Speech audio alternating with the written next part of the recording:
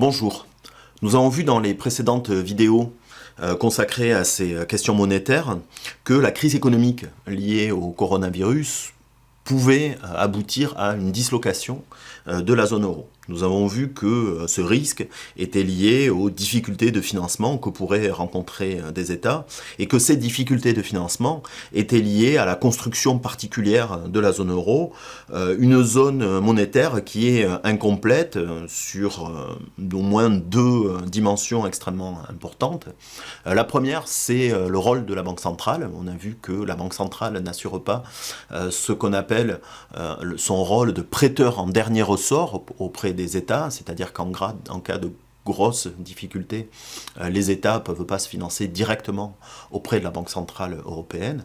L'autre problème, nous l'avons vu dans la vidéo précédente, c'est que l'Union économique européenne et monétaire européenne n'est pas une union de transfert, c'est-à-dire qu'il n'y a pas de mécanisme de solidarité entre les États qui permet de faire vivre économiquement cette zone monétaire unique et qui surtout permet aux États qui font partie de cette zone monétaire d'avoir des voies de recours en cas de crise économique. Donc la zone euro étant construite de cette manière-là, finalement on savait depuis le début, disons depuis les traités, donc depuis le traité de Maastricht, que ça allait mal se passer. Moi je me rappelle très bien mes enseignants, par exemple, dans les années 90, lorsque j'étais étudiant, mes enseignants d'économie monétaire, qui, alors que ces traités étaient déjà signés, mais que l'euro n'était pas encore en circulation, nous disaient très clairement ce que j'ai dit à peu près dans les vidéos précédentes, c'est-à-dire qu'en l'état, cette monnaie unique fonctionnerait bien s'il n'y avait pas de difficultés économiques particulières dans la zone euro, mais en cas de crise, en cas de problème, en cas de tempête, cette monnaie serait immédiatement en crise et en danger. Bon, c'est ce qui s'est passé et évidemment ça pose une question, mais c'est pourquoi on a créé une monnaie incomplète? Pourquoi on a créé une monnaie alors que tout le monde savait que une monnaie nécessitait notamment une union de transfert? Pourquoi on a construit une monnaie sans ces mécanismes de solidarité budgétaire? Alors à ceci, il y a plusieurs raisons, mais une raison essentielle qui est ce qu'on appelle la théorie du spillover, en tout cas l'espoir que cette théorie agirait. Alors la théorie du spillover, qu'est-ce que ça veut dire en anglais? On peut le traduire comme un débordement, ou de façon peut-être plus évidente, on peut dire que c'est un engrenage. Alors qu'est-ce que c'est cet engrenage? C'est notamment Jacques Delors qui parlait beaucoup de ça. C'est l'idée qu'en faisant l'Europe économique et l'Europe monétaire, eh bien derrière, on devra construire par un effet de débordement, d'engrenage, on devra nécessairement construire l'Europe politique. Et en l'occurrence ici également l'Europe budgétaire et politique qui, on l'a vu, sont absolument liés.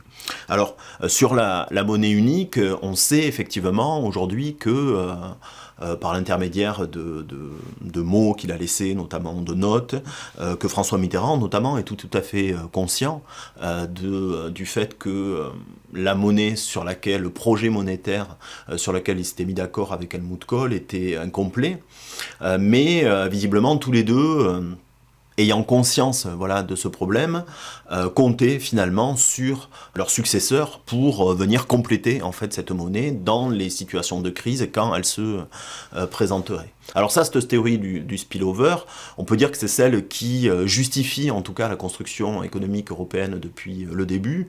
On le voit notamment sur le marché unique. On sait très bien que la construction d'un marché unique qui va mettre en concurrence en fait toutes les entreprises, tous les travailleurs sur tout le continent européen, eh bien nécessairement va aussi, on le savait depuis le début, mettre en concurrence les systèmes sociaux, les systèmes fiscaux, et donc depuis le début, cette idée du spillover était que nécessairement ce marché unique conduirait à l'Europe sociale. Alors voilà, l'arlésienne de l'Europe sociale qui n'est toujours pas finalement arrivée. On voit aujourd'hui que l'espace économique européen, le marché unique, est surtout un espace de concurrence qui met donc en concurrence ces différents systèmes sociaux, ces différents systèmes fiscaux. On assiste à beaucoup de dumping fiscal, notamment entre États européens. Et donc, l'histoire européenne, on peut dire que c'est pas du tout cette histoire du spillover, mais c'est plutôt donc l'histoire d'un approfondissement très fort de la concurrence dans la tradition, disons, néolibérale ou ordolibérale telle qu'a pu la décrire Foucault, notamment, comme on l'a vu dans une vidéo précédente. Donc, la grande question, c'est toujours, voilà, aujourd'hui, est-ce que réellement ce spillover est possible ou pas? C'est-à-dire que, est-ce que réellement l'Europe peut être autre chose que ce grand marché? Donc, le débat s'est structuré ces dernières années autour de cette question sur l'Europe, c'est-à-dire est-ce que l'Europe peut faire ce spillover, c'est-à-dire est-ce qu'elle peut devenir une Europe sociale qui serait éventuellement fédérale et qui serait autre chose qu'un grand marché, ou est-ce que la construction européenne, telle qu'elle a été faite jusqu'à aujourd'hui, conduit nécessairement à rester dans ce carcan néolibéral. Donc, ici, je vous ai pris quelques exemples d'ouvrages qui font vivre en fait ce débat-là sur la possibilité ou non des politiques de transformation sociale dans les États européens. Il y a par exemple cet ouvrage de Frédéric Lordon, dont je vous ai parlé jusqu'à maintenant, qui revient notamment beaucoup sur la construction, l'histoire allemande, disons, dont je vous ai parlé, je crois, dans la vidéo 5.2, et qui, voilà, en appelant cet ouvrage, ça s'appelle la malfaçon, montre cette incomplétude de la monnaie, telle que je vous l'ai décrite, et conclut négativement en fait à la possibilité de transformer l'Europe et cette monnaie pour en faire autre chose que ce qu'elle est aujourd'hui. Je vous ai aussi mis cet ouvrage intéressant qui s'appelle La gauche à l'épreuve de l'Union européenne, de cinq auteurs, donc collectif qui s'appelle Chapitre 2, qui s'interroge notamment sur la possibilité, dans le cadre européen aujourd'hui, de politiques de transformation sociale, même dans un pays, en l'occurrence en France. Donc ce sont ces deux premiers ouvrages aboutissent à la nécessité de sortir de l'euro, voire de l'Union européenne. Et face à eux, on a, face à eux, et pas seulement, évidemment, on a, c'est un tout petit échantillon de l'abondante littérature sur ces questions-là, mais je trouve que ces ouvrages viennent à peu près bien poser en tout cas les débats tels qu'ils existent.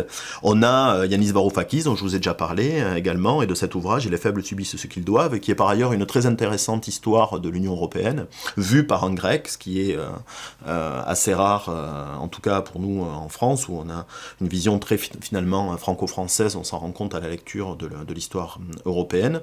Et Yanis Varoufakis termine cet ouvrage par un manifeste pour la démocratisation de l'Europe, qui donnera lieu derrière à la création de son mouvement politique qui s'appelle Diem 25 aujourd'hui, et qui plaide pour un changement des traités et une démocratisation à la fois de l'Union européenne et de la zone euro.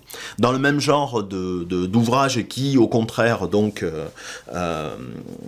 contrairement aux deux premiers, plaident pour une transformation de l'Union européenne et une démocratisation, avec l'idée que cette Europe telle qu'elle est peut être encore sauvée ou améliorée.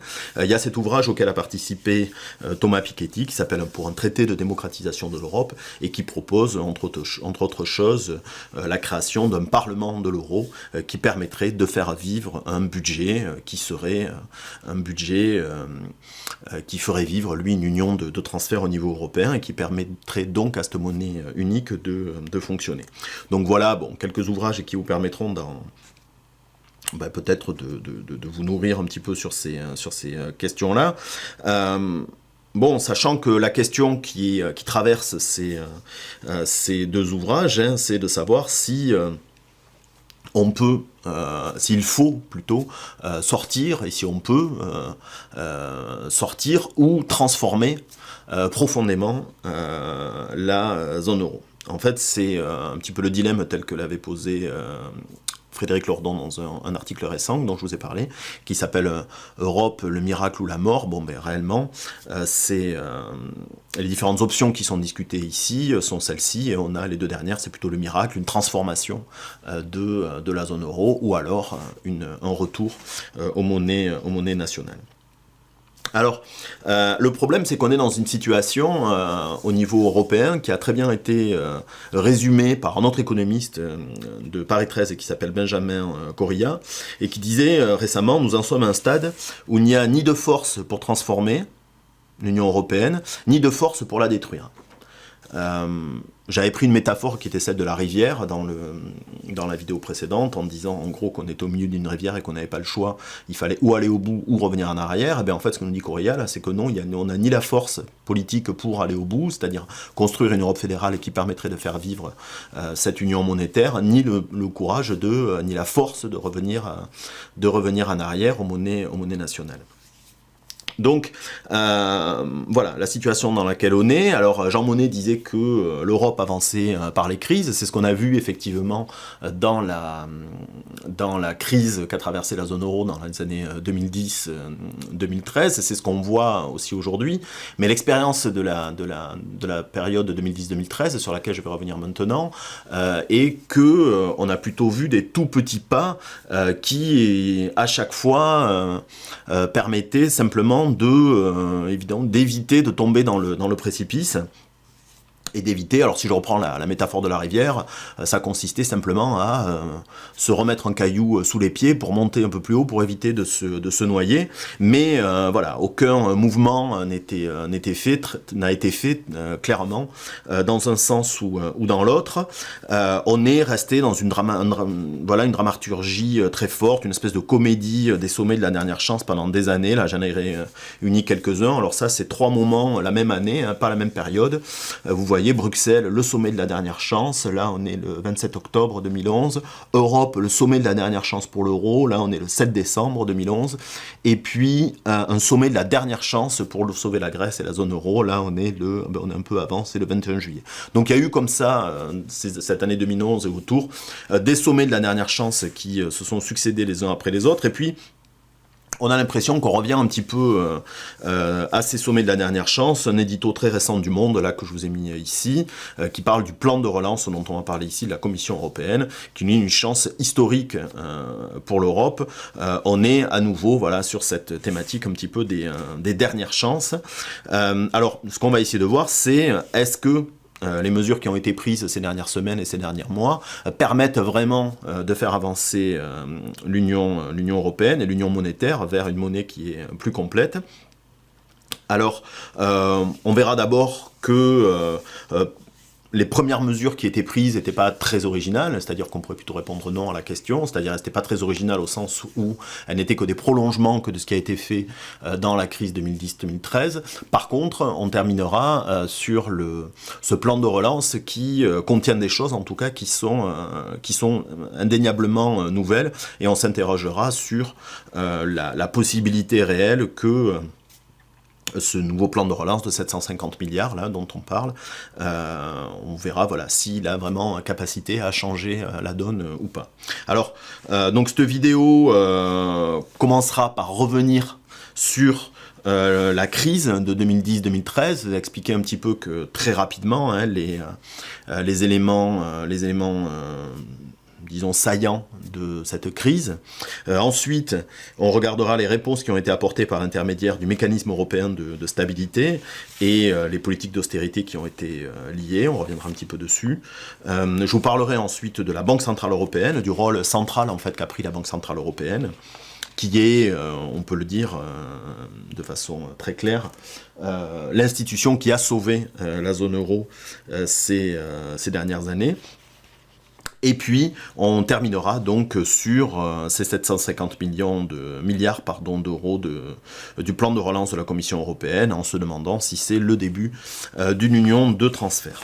Donc, commençons par revenir sur cette crise qui a frappé l'Europe entre 2010 et 2013. Je vous l'ai dit la dernière fois, en l'absence d'union de transfert ou de recyclage politique des excédents, une zone monétaire unique conduit à des déséquilibres commerciaux très très forts qu'on peut voir voilà, sur ce graphique. Si vous regardez la première partie du graphique, c'est-à-dire entre 1999-2000, l'arrivée de l'euro, et puis 2008, Voilà l'éclatement de la crise des subprimes en fait qui va faire éclater en fait ces déséquilibres dans la zone euro.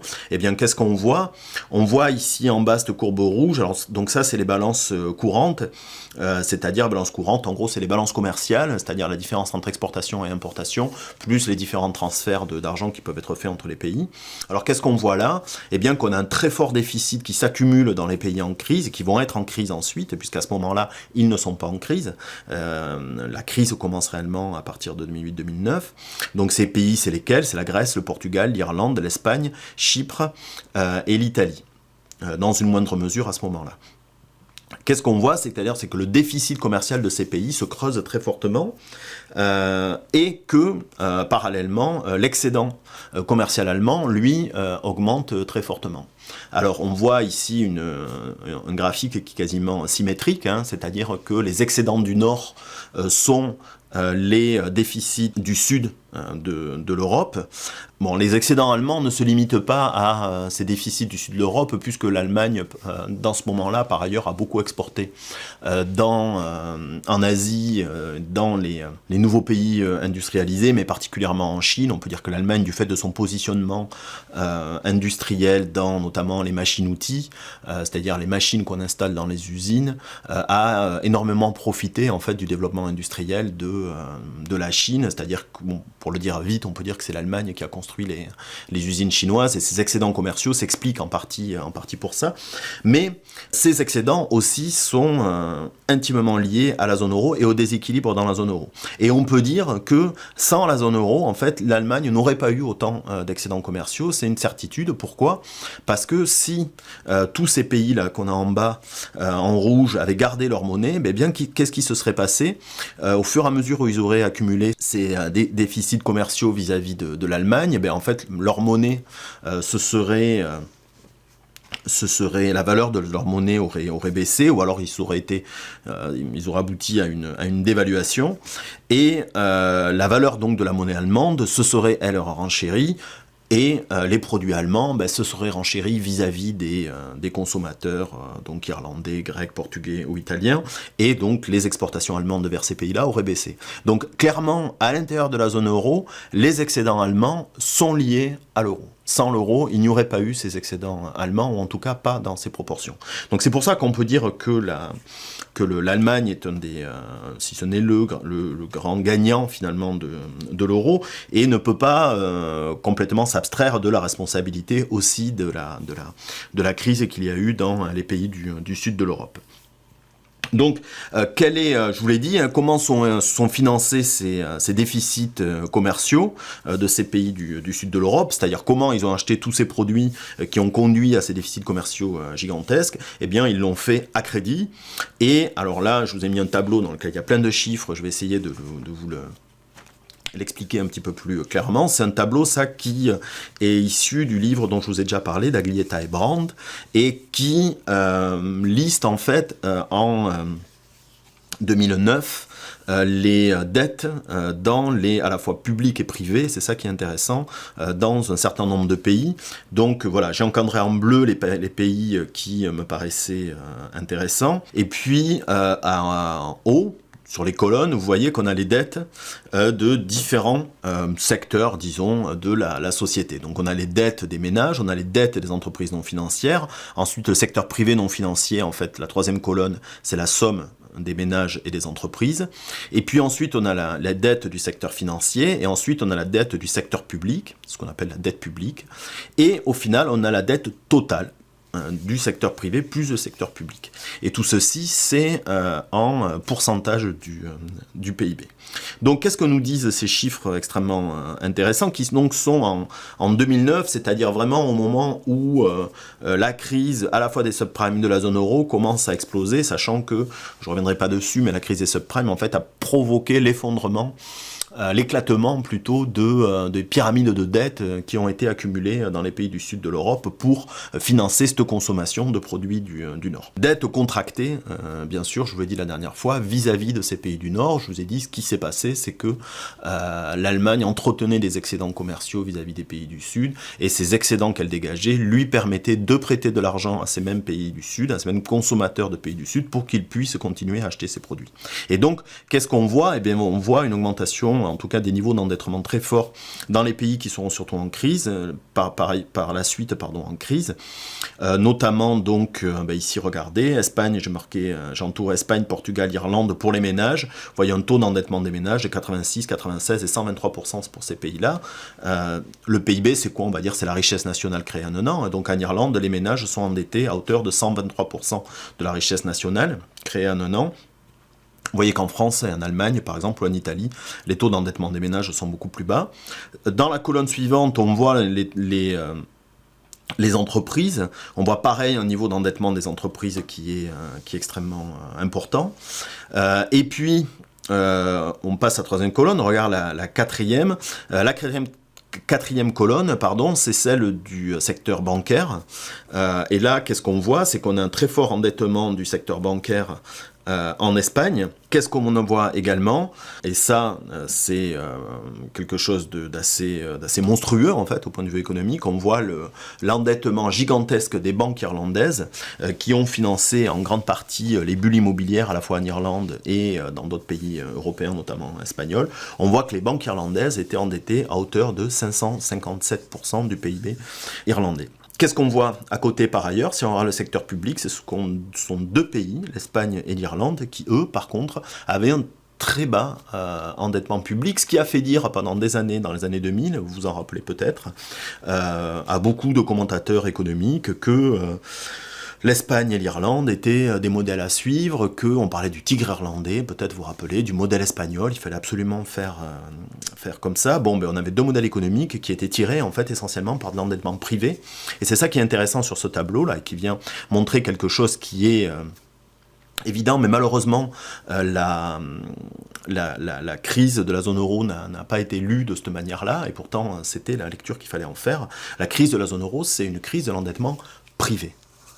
C'est une crise de l'endettement privé et pas une crise de l'endettement public. Ce sont parce que des agents privés se sont trop endettés, notamment par l'intermédiaire du secteur bancaire, et bien sûr par l'intermédiaire du secteur bancaire, puisque c'est lui qui accorde ces prêts. Mais la crise de la zone euro, donc c'est, on le voit, un surendettement privé des agents qui aboutissent à des montants très importants de dettes privé plus public qu'on voit dans la dernière colonne. On voit en passage, juste avant, que la Grèce, par contre, a des taux d'endettement privé qui sont très bas, parmi les plus bas, et que, au contraire, elle a déjà à ce moment-là un taux d'endettement public important.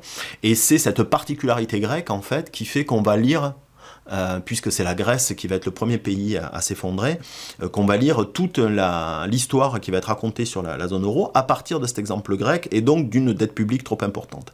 Et en fait, on ne va pas raconter l'histoire véritable de la crise de la zone euro en regardant simplement la Grèce, qui en fait est une exception parmi ces différents États. Regardons les totaux maintenant de dette. Qu'est-ce qu'on voit? On voit que les principaux pays qui ont été en difficulté derrière, l'Espagne, le Portugal et l'Irlande, sont ceux qui ont les taux d'endettement au total les plus importants. 384% pour l'Espagne, 366% pour le Portugal, et pour l'Irlande, un incroyable 951% d'endettement. Qui est quasi essentiellement de l'endettement privé, sachant que on voit ici qu'en 2009, la dette publique irlandaise était de 66%. En réalité, elle a baissé de façon jusqu'à quasiment 30%, autour de 30%, au milieu des années 2000. C'est un peu pareil pour l'Espagne. Et là, elle avait déjà commencé à réaugmenter. Donc, voilà, qu'est-ce que je voulais vous montrer ici? C'est que la crise de la zone euro, c'est essentiellement une crise de l'endettement privé. D'accord ? Alors, mais cet endettement privé, évidemment, il va être transféré au moment où ces bulles privées éclatent, c'est-à-dire à partir du moment où les banques arrêtent d'amener cet argent, où ces flux financiers qui arrivent du nord de l'Europe se tarissent, eh bien, les agents ne peuvent pas renouveler finalement leur endettement, et là, on a un effondrement de toutes ces économies-là, qui aboutit finalement à ce qu'on appelle un transfert de dette. On le voit très bien sur ce graphique tiré de la revue Alternative économique.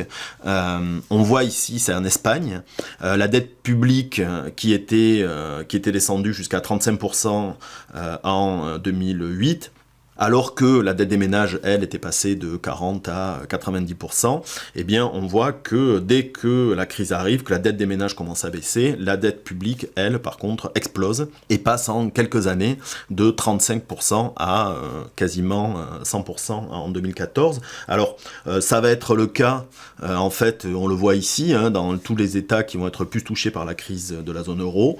On le voit pour, donc en jaune, là, c'est l'Espagne, c'est ce que je viens de vous montrer.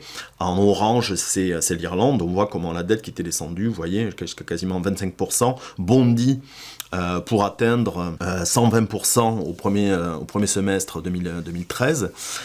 Également, la dette du Portugal augmente aussi, et puis on le voit également pour la Grèce. Mais c'est quelque chose qui s'inscrit dans un contexte plus général d'augmentation des dettes publiques lié à la crise des subprimes en 2008. En effet, dans ces situations de crise, comme on le voit aujourd'hui, les situations de crise du secteur privé, eh bien, c'est toujours le secteur public qui joue ce que je vous ai appelé la dernière fois l'assureur général un peu de l'activité privée, c'est-à-dire par l'intermédiaire notamment des plans de relance, par l'intermédiaire de toutes les aides sociales qui existent au moment du chômage, notamment au moment de la crise, des aides aux entreprises, etc., eh bien la dette publique explose. Sachant par ailleurs qu'à ce moment-là, les rentrées fiscales diminuent. On voit ici donc entre 2007 et 2012 que dans l'OCDE, qui on va dire est le groupe des pays les plus riches, on voit en dessous c'est États-Unis, plus Royaume-Uni, plus zone euro, plus Japon, la dette publique bondit en quelques années liée à la crise des subprimes. Une fois de plus, la crise des subprimes, c'est réellement une crise des dettes privées. Les subprimes, c'est quoi? C'est un surendettement de ménages américains qui conduit en fait à un effondrement bancaire. Et là, on est uniquement dans des mécanismes d'endettement privé qui, derrière, eh bien, sont épongés, on pourrait dire, par le secteur public.